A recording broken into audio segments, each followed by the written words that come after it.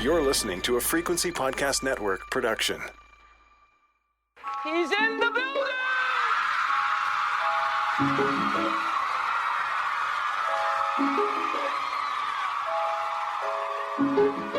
Drink the moment. Drink it. I said empty your mind. Coquettish and coy. Ow. Ow. What? There's people that are dying. The wickedly talented. More than great. It was historic. Crack is Work. Oh, good for you. I have to apologize. One of the hottest. Hello, and welcome back to The Reheat, a podcast that re-examines the hottest celebrity news and scandals of yesteryear and asks, how would we react to the same events if they'd transpired today? I'm your co-host, Sadaf and Sarah. And I'm Sarah Sahagian. This week, we're discussing that time one of the biggest TV stars of the 90s dated a teenage girl. In 1993, 38-year-old TV megastar Jerry Seinfeld approached 17-year-old high school student Shoshanna Lonstein while she was hanging out in New York Central Park. Seinfeld asked the high schooler for her number, and the pair began meeting up. What happened next should have been a firestorm of public disapproval and condemnation for Seinfeld. But instead, the media and his colleagues normalized the relationship, painting Jerry and Shoshanna as a cute, aspirational couple who were making it work despite their 21-year age difference. Sadaf, did you know/remember this story? So I was a child when this happened, thank God. But I don't remember it, but I remember like vague celebrity trivia about it, if anything, which was always shocking to me. It almost seemed like an urban myth because that's how hard it is to believe. So I don't know all the details about it, actually. Yeah, it is disturbing. And I think one thing we should get out of the way before we get into the meat of the story is, like, how does it feel for a Seinfeld fan to know this? I mean, I think to me, I'm not a diehard Seinfeld fan, but I've always enjoyed the show. Learning more and more about this story over the years has made it difficult for me to laugh at the show in the same way, even though I do think you can, to an extent, separate the art from the artist. But I mean, honestly, this is the plight of the media watcher in the era of Me Too, which is like, you know what happened. And I mean, in the case of Seinfeld, a lot of people don't know what happened because the story has been suppressed. But we can talk about that. How does this affect our experience as viewers? What do you think, Sadaf? Well, for me, it's interesting because I was never a fan of Seinfeld. I've just never gotten it, I guess. I don't find it very funny. But yeah, it just reaffirmed for me that I'm just not really a fan of this person. And he doesn't check out for me, to be honest. But I think it brings up that conversation if you can separate the art and the artist. And I think for him, it's definitely the case. He's such a legend. He's so huge. He's pretty much untouchable. He was then, he still is. So you can still enjoy the art, I think, but it's worth having a critical eye. I mean, that's what this entire podcast is about, right? We can look back at it and be like, that was kind of shady and kind of weird. Mm-hmm. And I mean, this story does really fit into the history of powerful men in the entertainment industry going after much younger women. Woody Allen did that in horrific ways. He did some really awful things in terms of his sexual misconduct. There are plenty of other people in the entertainment industry who've also pursued much younger women. Sometimes they were children. So this is not an unusual story. What I think is unusual about it is that Seinfeld is so powerful, it seems not to have gotten much traction even in the era of Me Too, which is why I'm glad we're doing this episode today to do our small part as podcasters to hold this comedy legend accountable. Yeah, I think it's so overdue, and it reminds me of so many relationships we've seen like this play out in Hollywood. And by the way, Hollywood is not on its own. This happens in real life, but some of the ones we've seen are like Dennis Quaid and his wife. They have a 40-year age difference, which is insanity. There was Mick Jagger, who I believe had a 40-year age difference with the last mother of his child. So it's a pattern that we've seen happen for, God, it's a tale as old as time. A May-December romance. We've always seen it. We see it in real life and we see it on screen. That's true. It's common. So in our Bennifer episode stuff, you mentioned that age gaps don't really bother you as long as the people are consenting end of age, which, is a take a lot of people share. How do you feel about this story in light of that? Like, I just want to get out of the way how we feel about the consent issue here with Seinfeld dating a girl who was at first 17 and then through much of their relationship legal, but barely legal. Oh, yeah. I mean, this is a great time for me to just explain. So I think with Ana de Armas and Ben Affleck, that reads as a fine relationship to me because she was in her Mhm. 30s, he was in his 40s. They're adults. That's the difference. In this case, you're looking at somebody who is 17 years old, which is essentially a child, and a very adult man who has a lot of cachet behind him. And I think it's two very different worlds. I think part of the thing is a lot of people excuse it to daddy issues on the younger person's part or a fertility thing on the other person's part. I think a lot of that is a little bit of BS. I think it's just a part of it. My theory, anyway, is that for a lot of these famous men, it's that they kind of feel like they have a fan in their bed at night. You know, it's Mhm. somebody who can kind of quote unquote look up to them, admire them. The bar is much lower. Let's be real. When you're 17, you do not have the same values as somebody who's in their 40s, let's say. And yeah, it's just a completely different ball game, and I'm guessing it's a lot more fun. I don't know that it's a lot better. Here's my question. What the hell did they talk about? I mean, if you're the age that Jerry was, if you're 38, what are you talking about with someone who's 17? I mean, how is that even appealing to me? There's the physical side, sure, but what comes after that? Absolutely. I think this is a very different situation for many, many reasons, and let's get into them. So, Seinfeld, often referred to as a show about nothing, premiered on NBC in 1989. Seinfeld created the show with his good friend Larry David, who served as executive producer and showrunner. The sitcom featured a fictionalized version of stand up comic Jerry Seinfeld's life as he and his friends Kramer, George Costanza — I always call him George Costanza, never just George — and Elaine hilariously obsessed over the minutiae of everyday life. The series was nominated for 68 Emmys and won 10, including one for Best Comedy Series in 1993, which is also the year Jerry started dating Shoshanna. The show was also a critical darling. In a 1991 article for the New York Times, Glenn Collins writes about the quirky comedy. He says, quote, Seinfeld is arguably the most idiosyncratic comedy on network television. So far, the comedian's efforts have been applauded not only by audiences and NBC, but also by critics. I'd like to play a clip from a 1993 E! Network special on Seinfeld. So this, as I said before, is the year he became involved with Shoshana, 1993. I used to go with him on his sales calls. He was a salesman. I used to go around with him and watch him make the customers laugh. And if he could make them laugh, they would always buy from him. So I learned that you can get people to do what you want if you're funny. And funny is an understatement. But according to Seinfeld, becoming the comic he is today required some serious training. I was just always fooling around. Just, not doing what I was supposed to do. Putting bread in my glasses and, and throwing peas at people and stop it. Anything people told me, stop it, was the best thing I could have done for my career. I mean, first of all, what an incredible clip. He's caught red-handed for being full of shit, in my opinion. I mean, I think it was the setting of the time, Here was comedy kind of exploding. He came from the clubs. He came from stand-up. Usually that kind of trajectory, especially for a white male comedian, it leads to straight success, and I think it did that for him. So let's discuss how toxic masculinity and male entitlement is inextricably linked to the comedy that was popular in the 80s, 90s, and 2000s. I think that this is, I think it's inarguable that this was true, personally. Let's consider not just Seinfeld, but Eddie Murphy's gay jokes, Ricky Gervais's gay jokes, as well as Ricky Gervais's tendency to make fun of people with health conditions and disabilities. The comedy of this era isn't necessarily as much about punching up as I would say a lot of the best comedy of today is. Not all of the best comedy, but a lot of the best comedy of today understands power imbalances and how making fun of marginalized people and making them the butt of the joke does nothing for society. But in the 80s, 90s, and 2000s, that was not fashionable. Yeah, I mean, at that time, comedy was open territory. You pick on women, you pick on Black people, you pick on gay people. It's fine, it's funny.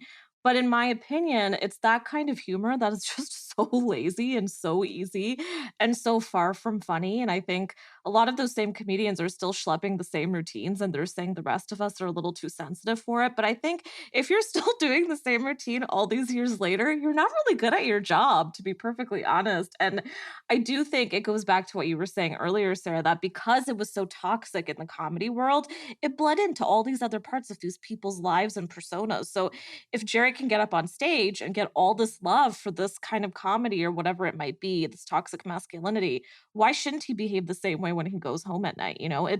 It does build you into this person who has a certain kind of ego, a certain kind of persona, and it helps you get fans and it helps you date 17-year-olds if that's what you want. And then it makes you feel like it's okay because if it's the same people who are applauding you every night at the club, they're probably also high-fiving you later for whoever it is you're sleeping with. And by the way, this is not something that is just exclusive to men. I mean, there's Tina Fey, there's Sarah Silverman, there's Amy Schumer.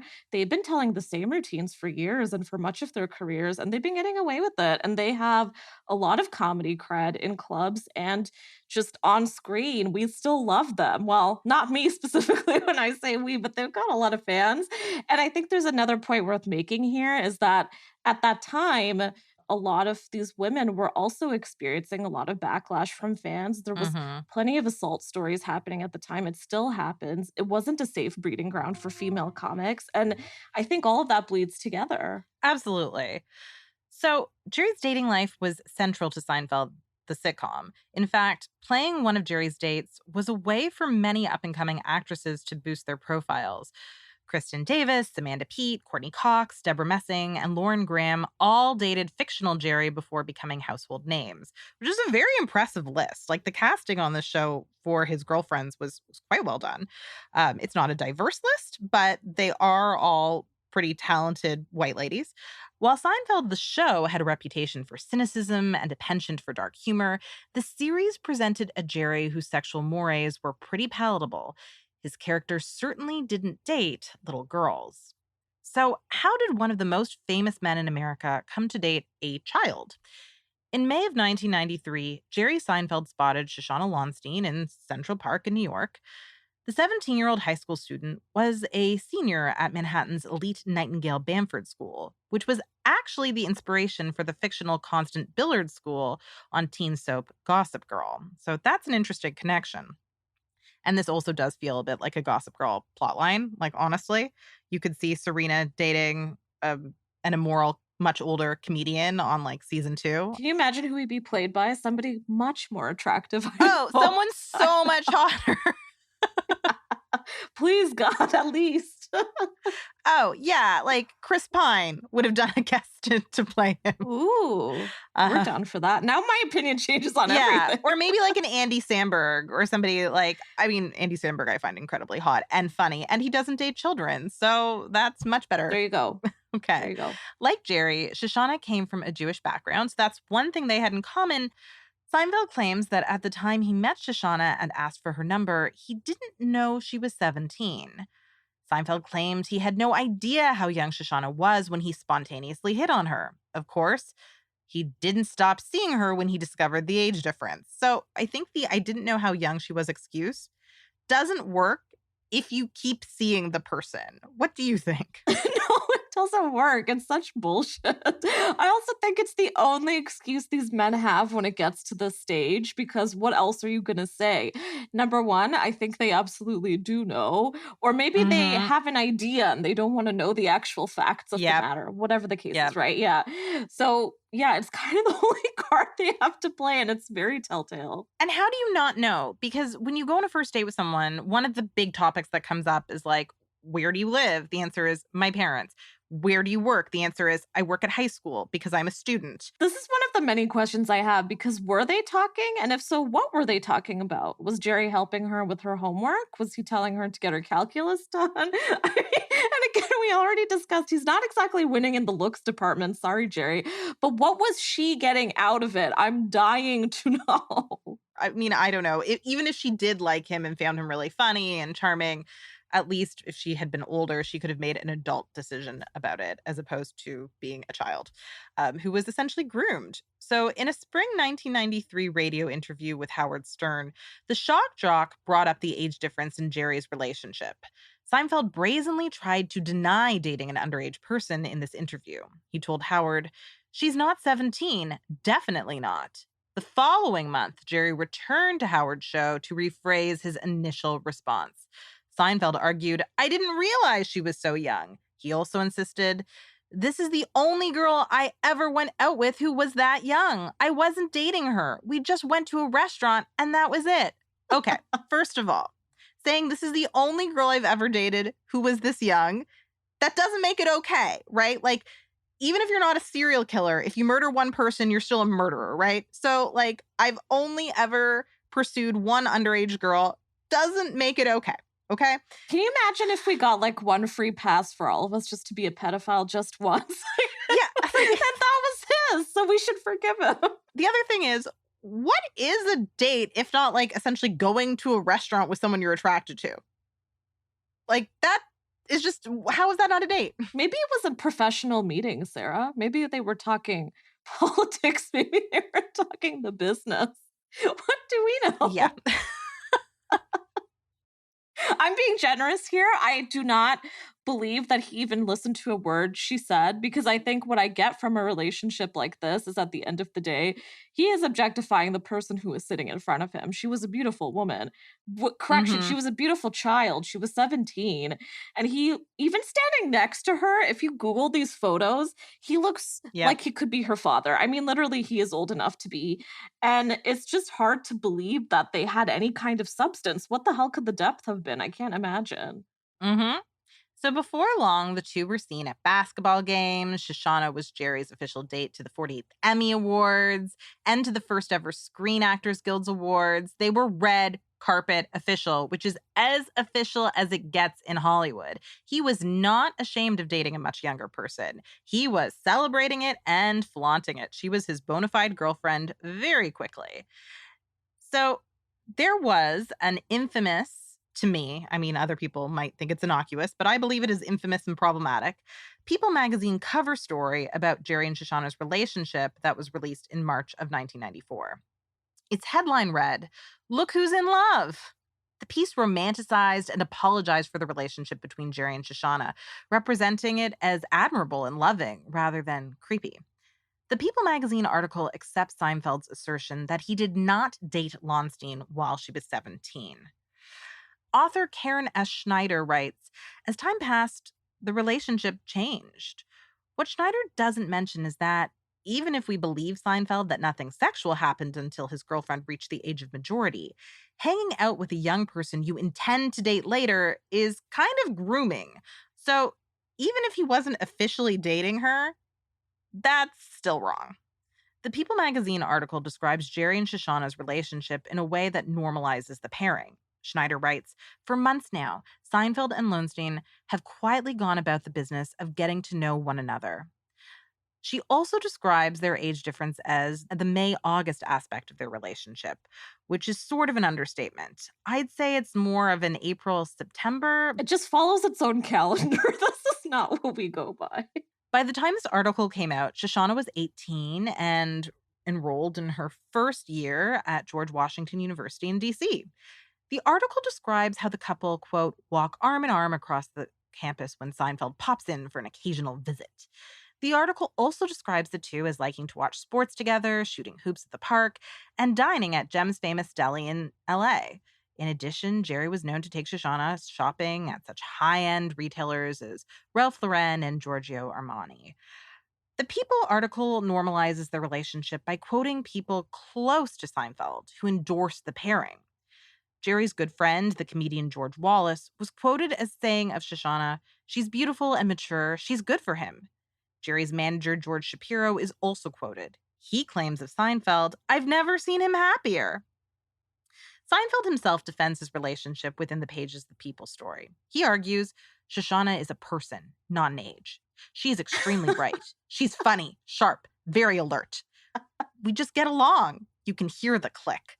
So I just want to say right now, he describes her as very alert, and alert is literally a compliment pediatricians give to babies. Like when I brought my baby in for her first checkup, the pediatrician was like, "Oh, good attention. She's so alert." That's not something you say about adults. It's so bizarre. Could you imagine dating somebody and they're like, oh, I love her. She's super alert. Alert in what way? What does that mean? It's just him basically with his language acknowledging that she is a child, right? Like, oh, wow, she's much more alert than you'd expect a kid to be. I mean, the whole line is so comical. She's a person. She's not an age. Wow.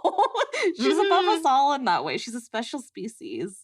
You superficial people who just think about the ages of the people you date. I see the human behind the number 17. All right. The article also asserts Shoshanna's parents have always approved of the romance. My favorite passage of the entire piece, by my favorite I mean the most cringeworthy, of course, is the description of Jerry waiting outside Shoshanna's home. Quote, within weeks after their first date, friends and neighbors grew accustomed to the sight of the Seinfeld limousine idling outside the Upper East Side luxury apartment building where Lonstein lives with her 15-year-old brother, David, and her parents. Am I blowing this out of proportion? Because I find it very upsetting.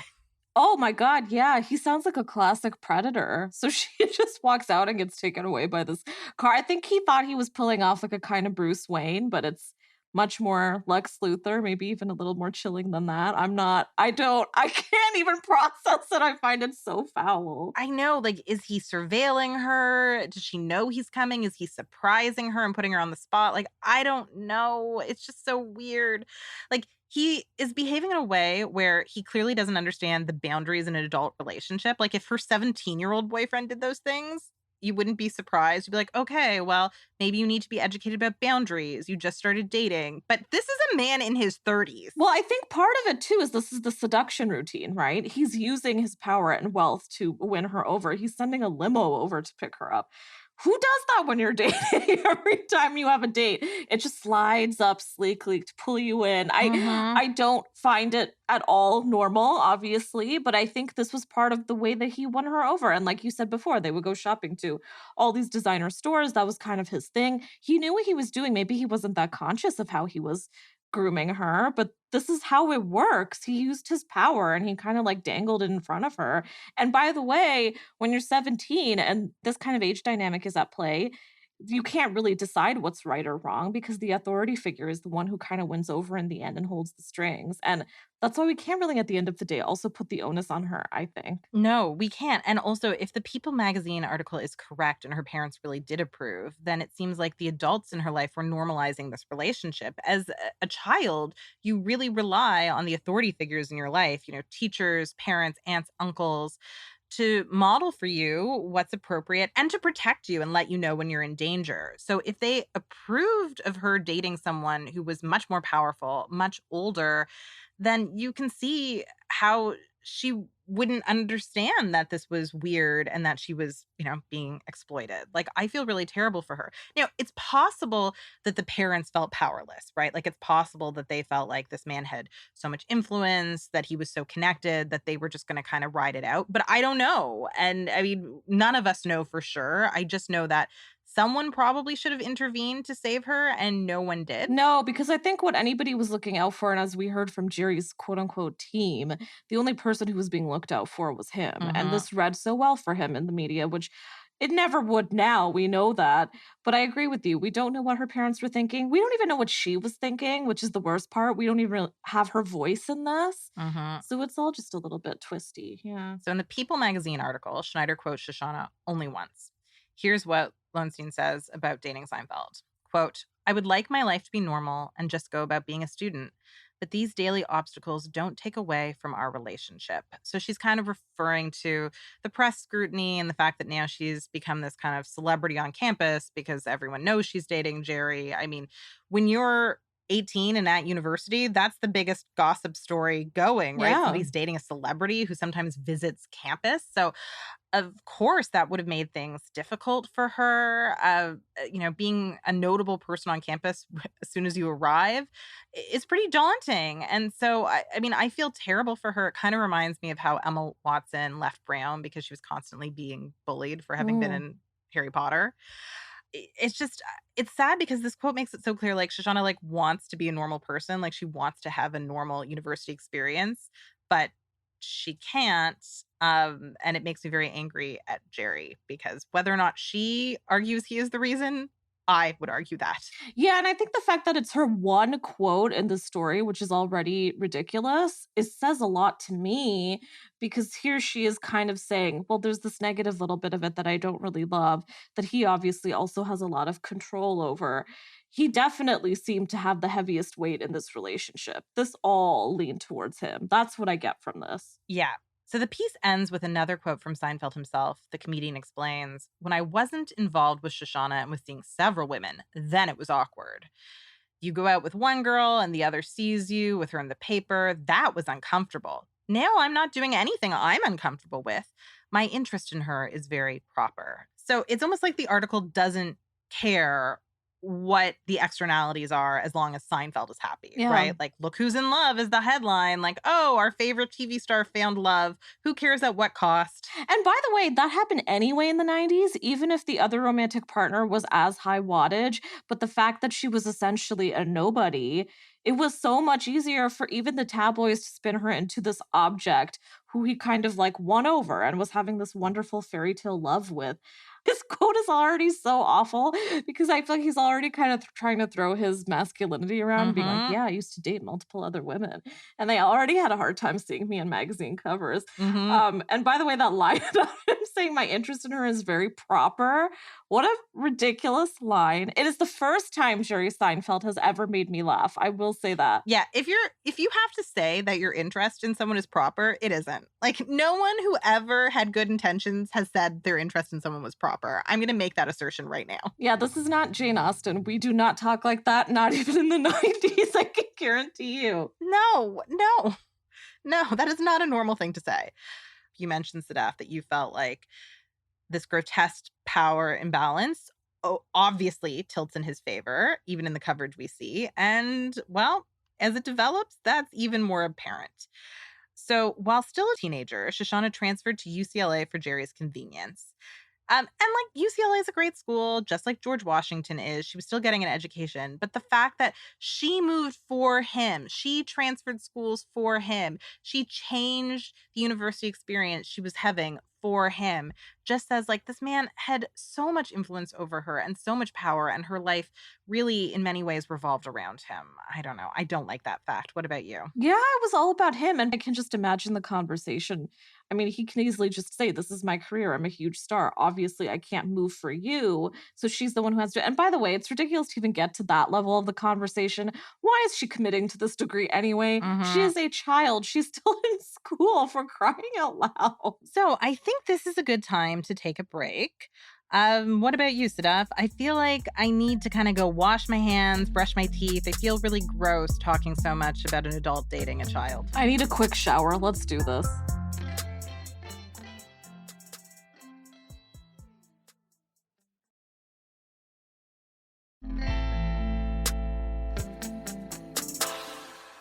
So one of the few critiques of Seinfeld's relationship came from Howard Stern. You've already heard quotes from the interview where Howard Stern broached the topic of Shoshanna. He did that a couple of times in interviews with Seinfeld. But he also recorded a parody song about Seinfeld's relationship with Shoshanna. Now, Stern has a history of objectifying women's bodies on his show. He also has a history of dating younger women himself, including his current wife, model Beth Ostrowski, who is 16 years his junior. Nonetheless, Stern drew a bright line where dating minors was concerned. And, you know, I think that that's fair. Like, I think we can draw a bright line there. We'll give him that. Yeah. I mean, he's done so many problematic things and I'm not a fan, but I'm okay with him saying, like, I don't think that that's a double standard or anything. I'm okay with him saying, like, you can date younger women, but you can't date children. Like, fair. In 1993, Stern recorded a parody song called 17 with Double D's and performed the ditty on a televised New Year's Eve special. It was a duet with Janice Ian to the same tune as Ian's 1976 classic, I Learned the Truth at 17. The performance was accompanied by a digital short that showed a fictional Jerry and Shoshanna playing at a park. Shoshanna frolics on swings and jumps rope while Jerry lasciviously watches. She is also pictured sucking on a popsicle and fighting with Jerry over a lollipop. Stern declares pithily, quote, "Some nice guy you turned out to be." Little special song for Jerry Seinfeld. This should really fuck his New Year's up. You gotta get a sense of humor. Seinfeld's girl was 17 and innocent with double D's. He saw those breasts and flipped his lid for a real young busty high school kid. The title itself and many of the song's lyrics objectify the young girl's body. Does that undermine the song's critique of Seinfeld? I personally think it does. I think that it is not okay to objectify children. Obviously, dating a child is disgusting, but I don't think that it's right to objectify one either in the name of critiquing someone who is dating a child. Yeah. I mean, ditty is the right word. Titty ditty. I mean, that's what this is essentially. Yep. He's just reducing her to her breasts, which is what a lot of comedians did at the time in support of Seinfeld and what I'm sure many of his fans did. This poor girl. I mean, I would be humiliated, and I think it's such a ridiculous guise to say that this is just a hit out at Jerry, because it's not really. I mean, in a sense, it is. Sure, fine. Maybe in their own circles. You're still capitalizing and objectifying. You're capitalizing on the way people are viewing her and objectifying what she looks like and who she is. There's still no commentary from her. There's still nothing that's talking about who she is and her personality. And also, why wouldn't there be? We didn't know. Nobody ever asked her. And by the way, Howard Stern is another person for our shit list anyway, along with Diane Sawyer, because this is so him to do it just like this and think that he's kind of winning here. I think he's a bit of a hypocrite, and he still does objectify and sexualize almost every female guest he has on his radio show, and to such a graphic degree. Like, this guy doesn't really get any bonus points from me, but he is one of the few people who called out Jerry on such a massive platform, and unfortunately, that does say something. I know, because it's such a wasted opportunity. The way he does it is gross in and of itself. He's not out there advocating for the rights of young women who are being pursued by these predators who want to date kids. I think if I saw this, and if it were about me and I were dating Seinfeld as a teenager, I would be traumatized by this. It would just compound the trauma I was already experiencing. Yeah. I think what's also interesting that we can't forget is that Jerry's audience is largely white men, and so are Howard's. So when you're making comedy like this, that's a bit toxic, like we addressed earlier, when it includes sexualization of women, when it's sexist, when it's racist, and all these other things. You're really just speaking into the mirror, and so there's a reason that you're getting the feedback that you're getting that's so positive and makes you think that you're winning people over. You're just talking to yourself, buddy. Like, there's a reason they never got the backlash that they did until recent years. So it's hard to take it seriously. So as somebody who used to write satire, I was actually, this is some of my cool cred, I was one of the early writers at the Beaverton. Yes. Which I think is cool. It is cool. Which might say that I'm nerdy, that I think that that's one of the coolest things I've ever done. But I love the Beaverton. I think the people who write for it are brilliant. And it was such a privilege to write satire there. But one thing that I learned while writing there, and I didn't know this when I started, but I learned it by studying parody and working with some brilliant people, is that satire is funnier and also just more culturally relevant when you're punching up. You don't need to punch down. You don't need to attack marginalized people. They're already attacked enough by society and the systems that marginalize them. You're just being a dick, and you're making things worse for marginalized people. It's cheap. It's low-hanging fruit. It's not funny. It makes you part of the problem. So my take is that, Howard, you're lazy. You're not doing satire effectively. Yeah, 100%. I think the thing that it always reminds me of is that there's this kind of running joke in the comedy world that comedy used to be more about jokes like shitting on your wife and how she's like the ball and chain kind of thing. And now it's come to, oh, my wife is so much better than me, I don't even deserve her kind of jokes, like sort of a la John Mulaney. Even Bill Burr. It's come a long way, and also it really, really hasn't, because it is still a boys' club. And I think routines like this, who's laughing at them? It's the same guy. So it's also interesting to note that Stern and Seinfeld did not have a permanent falling out. They were friends when this happened, and they are friends to this day. In fact, Seinfeld revealed in a 2020 interview with Stern that some bits in his 23 Hours to Kill comedy special were inspired by Howard and their friendship. So as much as Stern was ribbing on him, he was ribbing on a friend in that routine. God, I mean, they might have even discussed it beforehand. That's the thing. They're so close. This is why you also can't take it seriously. Yep. After years of shopping trips, basketball, and plenty of red carpet moments, Jerry and Shoshanna broke up for good in 1997. Are you surprised it lasted this long, Steph? Like, I actually was surprised it lasted until 1997. I'm surprised it lasted long enough to even make it into the tabloids. The fact that they were hitting red carpets together is truly fascinating to me. According to a December 1998 article in AP News, then 23-year-old Shoshanna told Details magazine she and Jerry broke up because, quote, he worked 24 hours a day, 7 days a week. That seems valid. By contrast, Shoshanna claimed she wanted to run around and play. And that sounds very normal for a woman in her early 20s. It also sounds so childlike. I just can't get over it. Yeah, she even uses the verb play, Yeah. which is totally fine. Like, she's a girl in her early 20s. Like, you are still, in many cases, very childlike in your early 20s. That's totally age-appropriate language, but it really drives home the age difference and how he should not have been dating her. Yeah. As Shoshanna aged, she became tight-lipped about her past relationship with Seinfeld. In 2000, Shoshanna sat down with the LA Times to promote her new fashion line, also named Shoshanna. One of the conditions of the interview was that they were not allowed to ask her about Seinfeld. Shoshanna definitely had a leg up in the fashion industry. After graduating from UCLA in 1997, her wealthy father gave his daughter the seed money to start a line of clothes.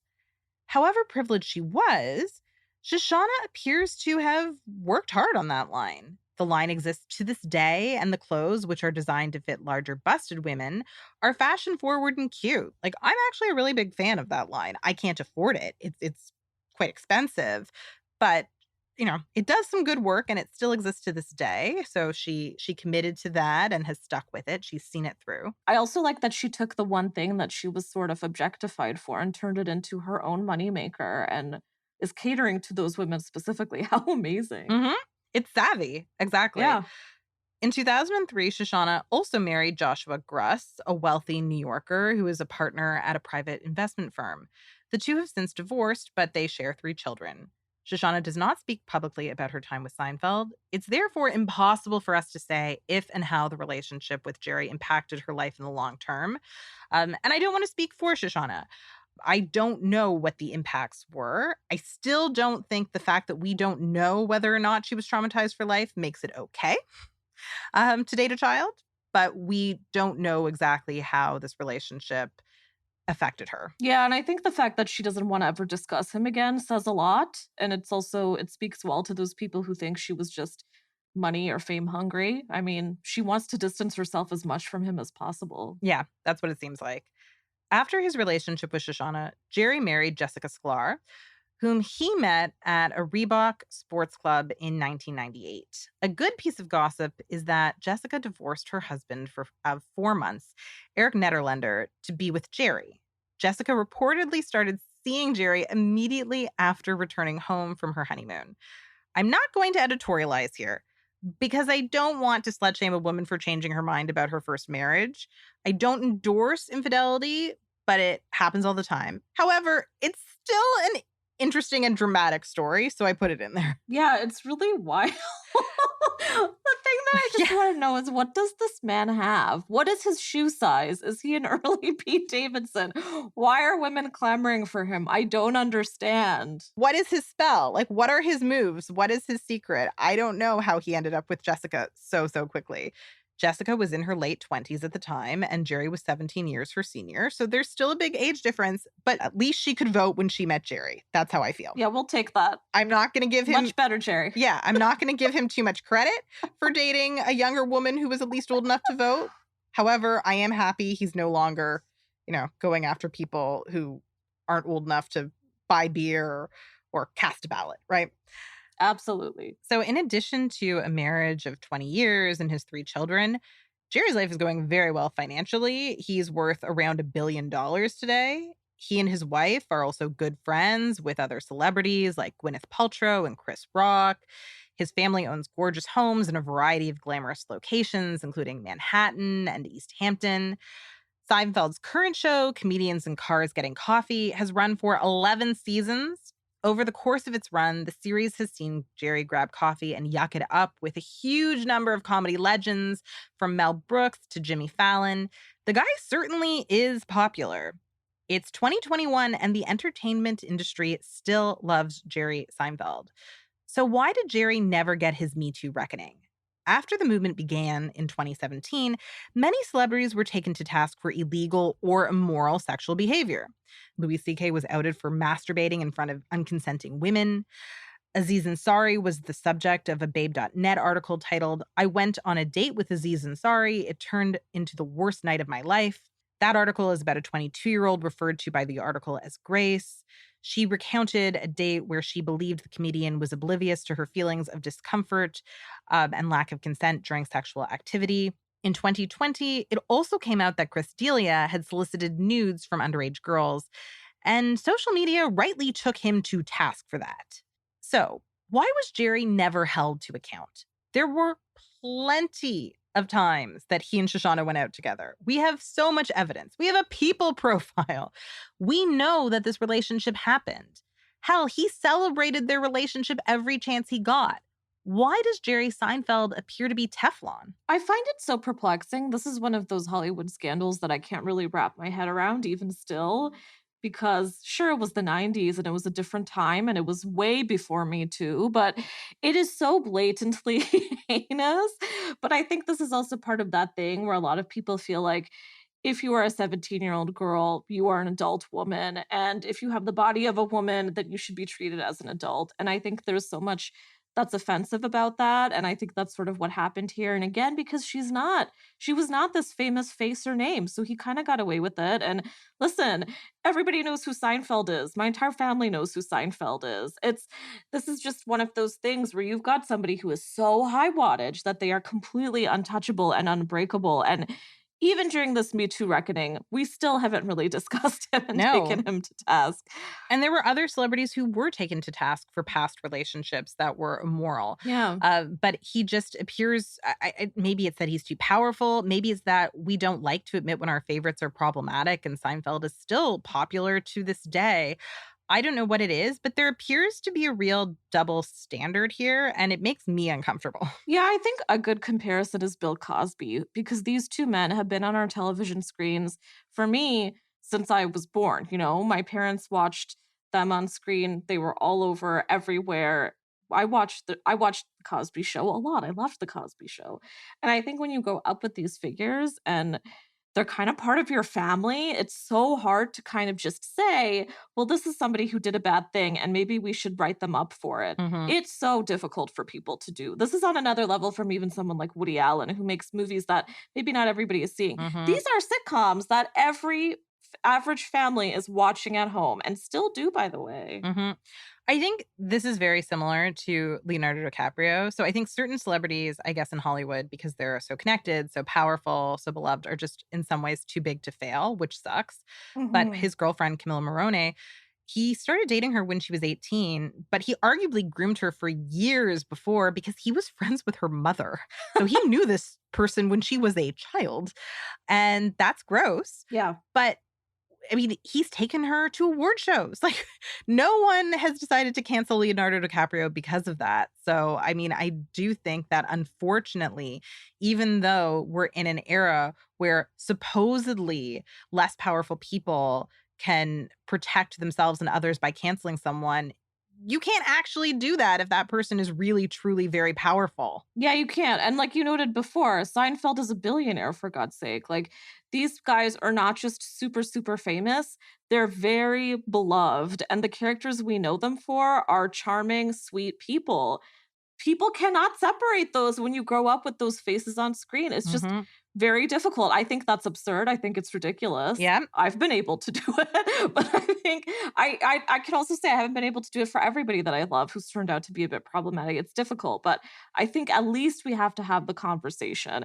We cannot forgive somebody just because they're really fucking famous. That's ridiculous. Absolutely. And I mean, it's interesting, like the Jerry we know from TV, I mean, he always dated age appropriate women. And there is often this conflation, just like there is with Bill Cosby, of the TV version that they created themselves and the reality. Yeah.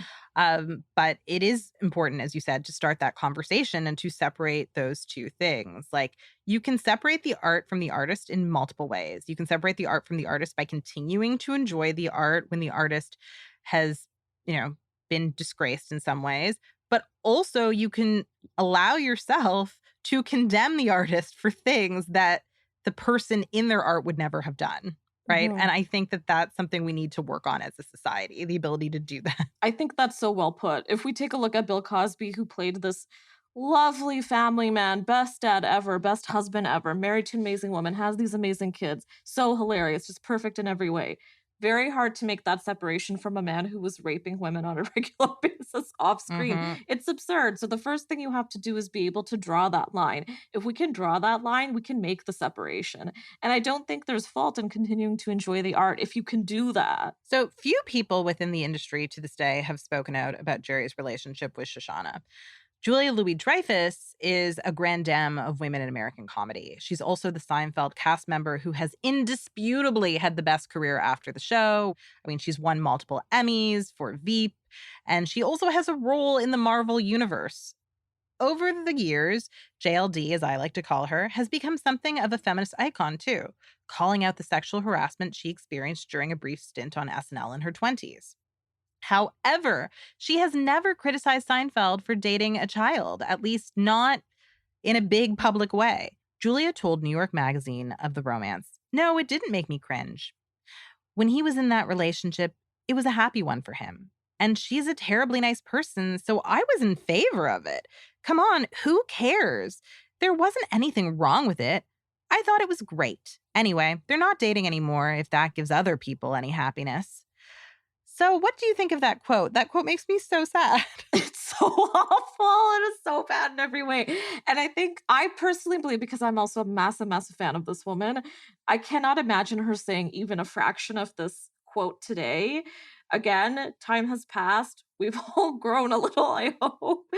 But also, this is that bit that comes in where it's like, when you're friends with the person who is problematic, how the hell do you then draw the distinction? I know it's not easy, but I think this is just abysmal. And I also, though, I think at the same time, something needs to be said for the fact that a lot of the time when these sorts of things happen during the Me Too era and a man is exposed, the women in his life are expected to answer for him. We saw the same thing with Cosby. Remember with Chris D'Elia, Whitney Cummings, who had cast him in her sitcom prior to, was held to task so aggressively on social for quite a while. And I think that's ridiculous. I mean, it's not up to them. In a lot of ways, it doesn't really matter what they have to say, because these men are still not being held to task by the people who should actually be holding them to task. Completely agree. Like, JLD did not date a child. We do not need to pillory her for the fact that Seinfeld did. At the same time, it is a little bit sad that no one has spoken out. Yeah. Even somebody who over the years has become a feminist icon. I mean, he was very influential, so that also could have been a dimension here, right? You don't necessarily want to alienate the most important person in American comedy in the 90s when you want to have a career after Seinfeld. And women who talk shit about the men they work with are branded as difficult. No one wants to work with them again. Look at Katherine Heigl, right? Like, she critiqued Judd Apatow for the sexism in his work, and he basically torpedoed her career. So if Louis Dreyfus had said something a bit more scathing, I don't know if she would have been on Veep. I don't know if she'd be in the Marvel Universe. So, I mean, I do think that we have to consider the power imbalances in Jerry's life in many aspects of his life. And so I'm not trying to make excuses for JLD because she did normalize this relationship. At the same time, she was in a very complicated situation. And I don't know if I would have been brave enough to speak out against him if he had had my career in his hands. Like, I'd like to think I would have been brave enough, but I think it's hubris to assume I would have been. Oh, absolutely. And I mean, let's not forget, this reminds me of the Louis C.K. situation. He'd been masturbating in front of women, mostly female comics he worked with, backstage for years. And these women have come forward since then and said, yeah, we didn't feel comfortable calling it out, because you have to be participating in quote unquote bro culture to be able to succeed in the comedy world and in the stand-up world. They were protecting their careers, and it's heartbreaking.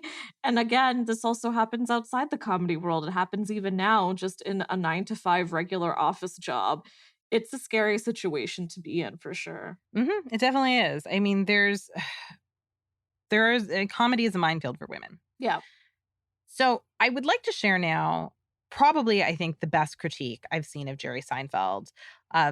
And it really takes him to task for dating a teenage girl. And what's great about it is that it was done by a stand-up comedian. This clip made the rounds on comedy Twitter in 2019.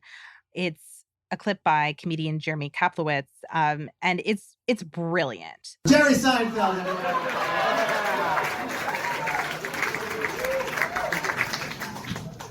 You ever notice how girlfriends are always talking about math homework? What is going on with that? Girlfriends, all they talk about is going to science class. A girlfriend's life revolves around home. They got homework, homeroom, and they want to run away from home, live with their 38-year-old celebrity boyfriends.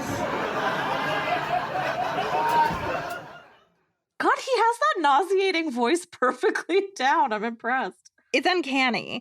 So the time has come for Hindsight is 2021, the segment where Sadaf and I discuss what we might have done differently if we were the subjects of this week's episode.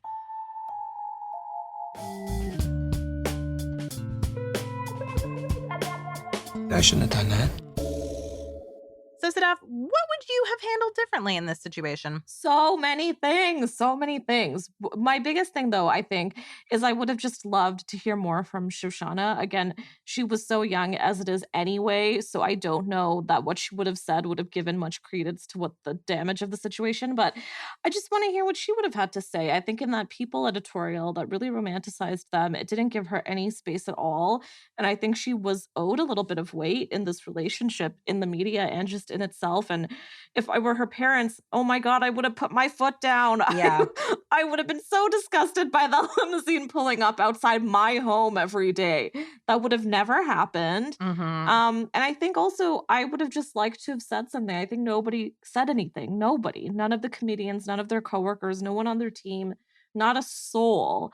I think if this is one of the things, though, social media was not around back then. And I think if it had been, maybe there would have been a little bit of calling out, and I think it makes the biggest difference. What about you, Sarah? What would you change? So absolutely someone should have called him out. I feel like the person who should have done it, who probably would have gained the most traction with this critique, is Larry David, because they were friends and confidants. Like, he should have been like, this is absolutely inappropriate. There's a reason why we don't make episodes about you picking up children at parks, because it's not okay, right? Like, it's not palatable comedy because it's actually wrong. So I feel like he should have said something.